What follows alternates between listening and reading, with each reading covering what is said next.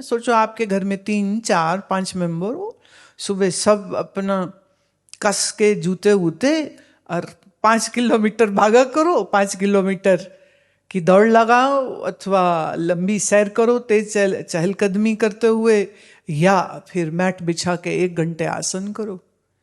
आसनों के बाद जब तुम शवासन में रेस्ट करोगे, विश्राम करोगे ना, देखो तुम्हारे मन की सारी कंफ्यूजन्स खत्म हो जाएंगी, दिमाग की घंटी सही बज जाएगी। फिर तो दिमाग को थोड़ा चुप तो कराओ, दिमाग में तो मतलब नौचंदी का मेला चल रहा है, इतना शोर दिमाग में डाल रहे हैं, बाहर से डाल रहे हैं, और फिर आप कहते हैं हम निर्णय नहीं कर पाते। भाई कैसे करोगे निर्णय? थोड़ी भीड़ कम करो विचारों की। So bring that quietude to your mind. Eat good food, eat good organic food. अच्छा खाओ और स्वास्थ्यवर्धक खाओ। ये मूड स्विंग सब अपने आप ठीक हो जाते हैं। वेले बंदों के मूड स्विंग होते हैं, मतलब काम करने वालों के मूड स्विंग होते हैं। कोई सोचो ना, आर्मी में पलटन में वो सूबेदार आए और कहे साहब आज मूड नहीं है, साहब कहेगा राइफल उठा सिर पर और 10 चक्कर लगा ग्राउंड के। कोई सोच नहीं सकता है कि ऐसी बात आर्म्ड फोर्सेस में कभी कोई बोले कि आज मूड नहीं है ना, आज बारिश हो रही, पकौड़े खाते हैं, काम क्या करना है। आपको लगता है ऐसे कभी होता होगा? कभी कभी तो हालांकि हमारी इंडियन आर्मी इतनी तगड़ी है, उसको आवश्यकता नहीं है, लेकिन कभी कभी मुझे लगता है सिंगापुर और इजराइल की तरह फॉर श्योर 2 साल की या 3 साल की सर्विस जो है वो हर सिविलियन को देनी चाहिए। थोड़ा तो डिसिप्लिन आ जाए, वहां कोई मूड स्विंग नहीं होते, काम होता है, मेहनत होती है, स्ट्रैटेजीज पे जिन्होंने काम करना है, जो थिंकर्स हैं वो करेंगे, जो इन्फेंट्री वाले वो अपना करते हैं, और एकदम बढ़िया जिंदगी ऑर्गेनाइज होती है। ये फ्रीडम के नाम पे, एंटरटेनमेंट के नाम पे हम इतना अपना वक्त खराब करते और फिर पूछते जी मूड स्विंग का क्या करूं। तो मूड स्विंग के लिए तो थोड़ा जिंदगी का लहजा बदलना पड़ेगा प्यारे।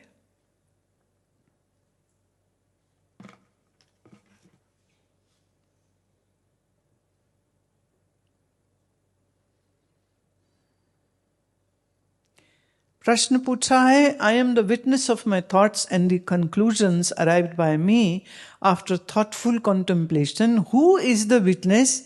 Is it my buddhi or some other faculty of my mind or some inner being, jiva or atma?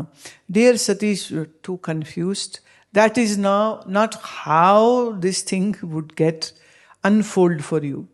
इसके लिए जो चाहिए वो है बहुत विधिवत तरीके से आप एक एक स्टेप जो है वो समझें। मन क्या है, बुद्धि क्या है, चित्त क्या है, चेतना क्या है, मन में आया हुआ जो प्रतिबिंब है वो क्या है, आत्मा का शुद्ध स्वरूप क्या है, जीव का स्वरूप क्या है। अब कभी आप बुद्धि को साक्षी बना रहे हैं, कभी आप आभासित मैं को साक्षी बना रहे हैं, तो ये तो सिर्फ ये बता रहा है कि आप ठीक से समझे नहीं हैं। बुद्धि और मन का क्या भेद है, मन में आए हुए आभास और शुद्ध आत्मा का क्या फर्क होता है। जब तक ये सब बुनियाद जो है ना वही सही नहीं होगी तो बिल्डिंग सही नहीं हो सकती है।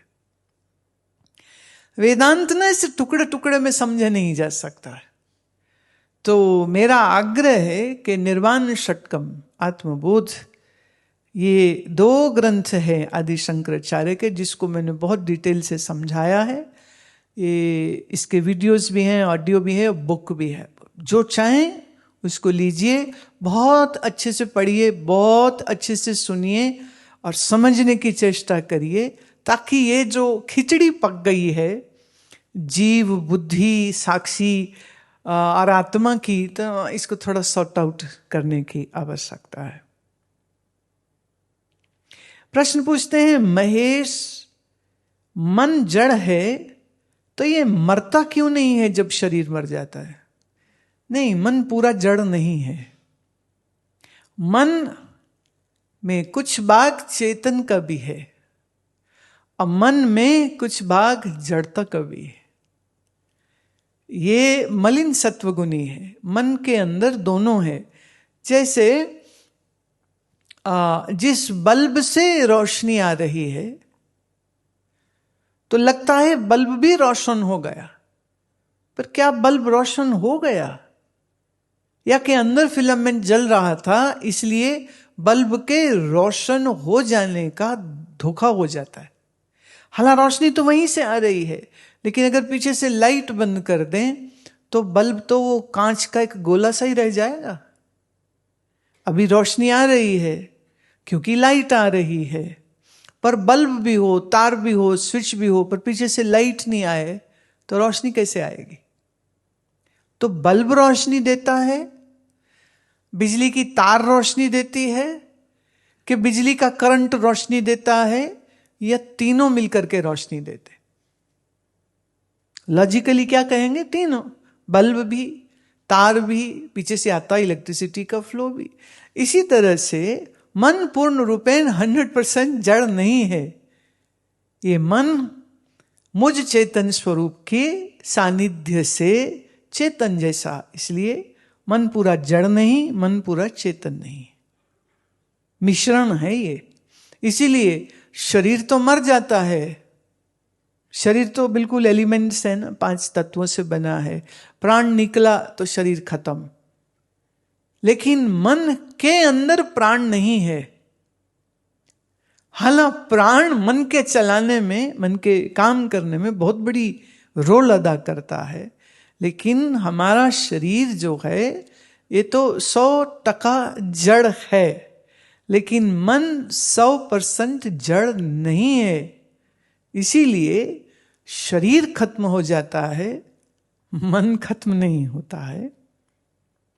और मन अपने पाप पुण्य और कर्मों की गठड़ी लेकर के अपनी यात्रा आगे नए शरीर, नए जन्म में करने लग जाता है।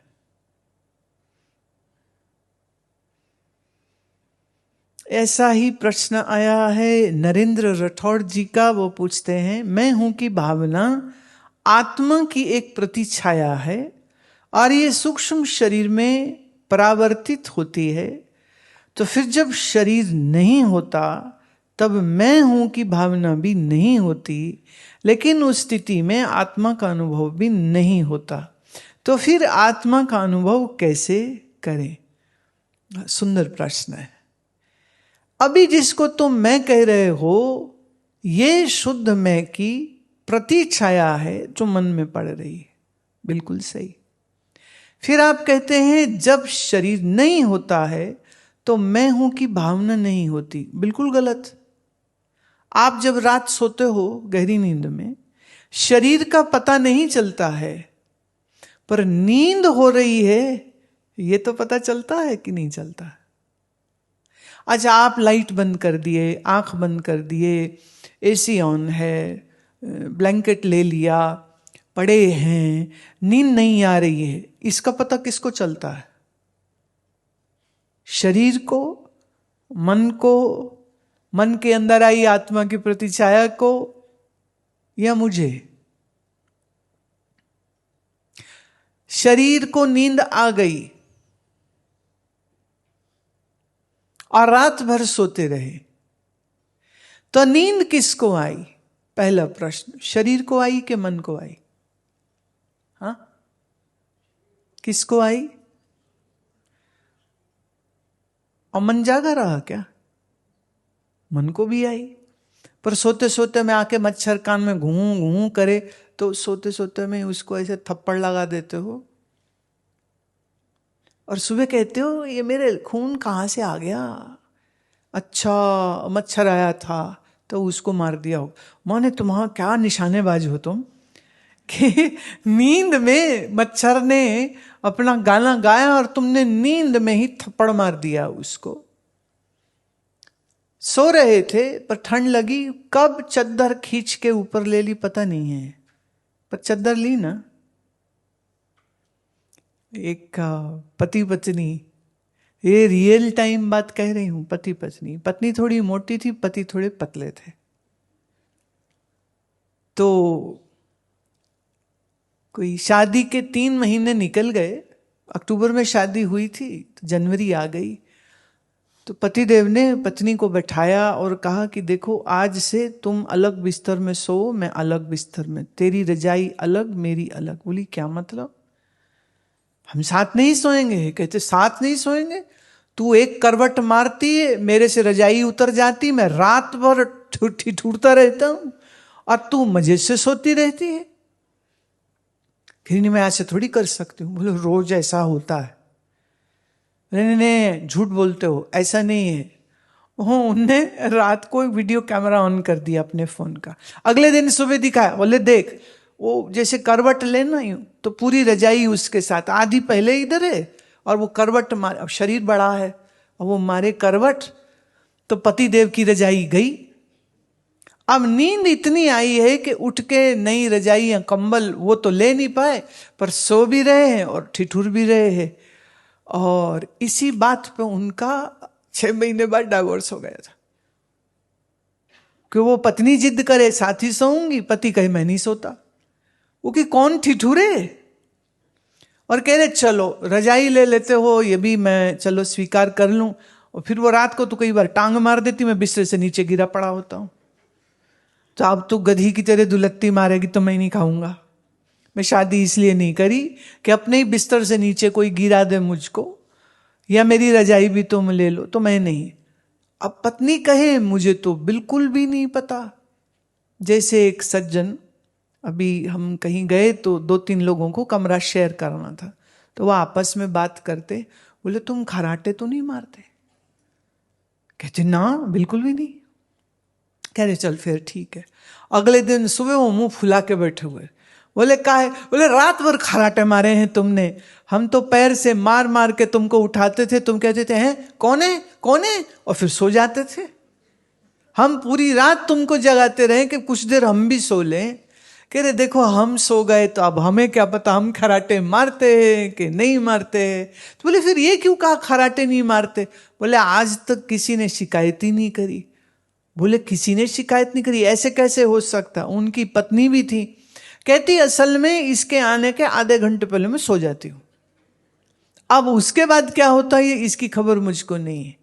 पर नींद में चद्दर लिया, मच्छर मारा, ये सब काम सोते सोते में कर गए या कुछ नींद खुलती थी और फिर करते हो?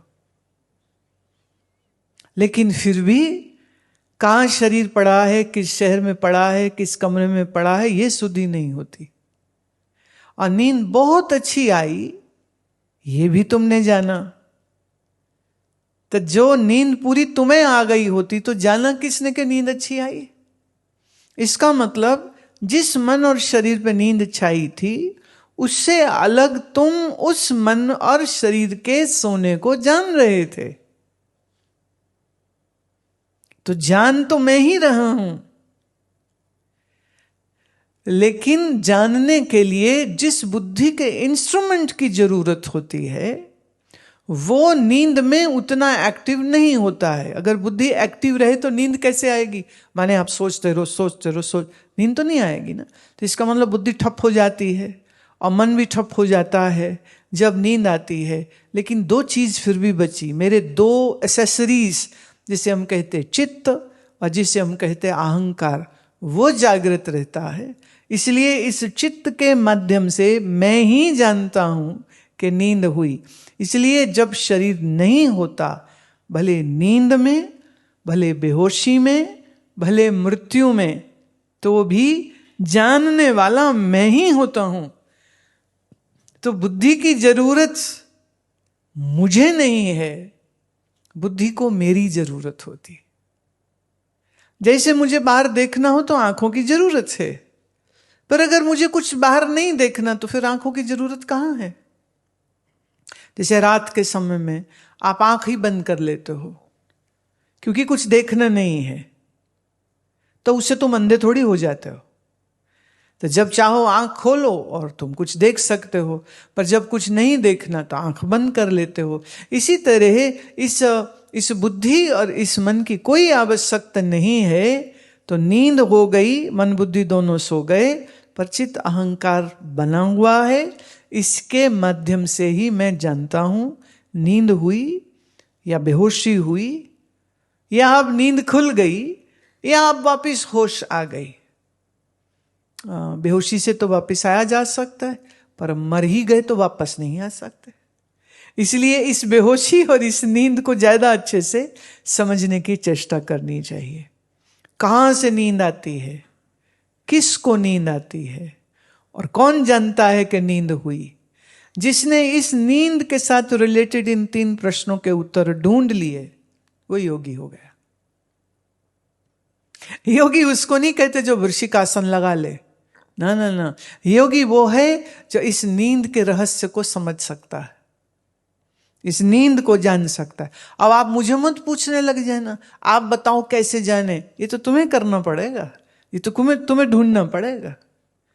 तो बातों से कोई योगी नहीं बनता है, इस गहन खोज को करने से आप निश्चित रूप से योग के इस भूमि में प्रतिष्ठित होते हैं।